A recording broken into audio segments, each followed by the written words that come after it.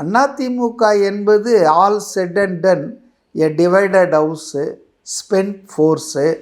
எம்ஜிஆர் ஜெயலலிதா இருந்த காலத்தோடு அந்த அதிமுக வின்னிங் அந்த இது வந்து ஏன் இவரை எல்லாரும் நேற்று கூட முதல்வர் 10 தோல்வி பழனிசாமின்னு சொல்கிறாங்க.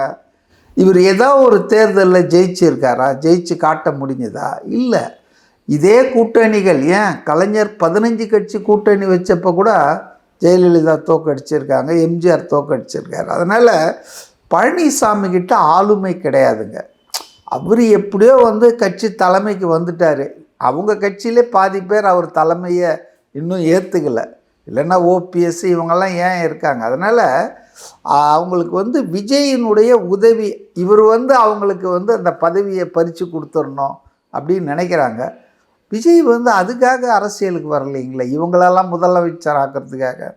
அதனால் அவரை பொறுத்தவரையில் அவர் ஆரம்பத்திலே சொன்னார், the fight is between TVK and டிஎம்கேன்னு. இப்போ சொல்ல அவர் ரொம்ப நாளைக்கு முன்னாலே சொல்லிட்டாரு. அதுக்கு வந்து என்ன பின்னணின்னு சொன்னால், ஈ வாண்ட்ஸ் டு, நீங்கள் கரெக்டாக சொன்னீங்க, சாஃப்டாக டீல் பண்ண நினச்சாரு ஏடிஎம்கே. ஏன்னா அவங்க ஒன்றும் நமக்கு கண்டெண்டர் கிடையாது.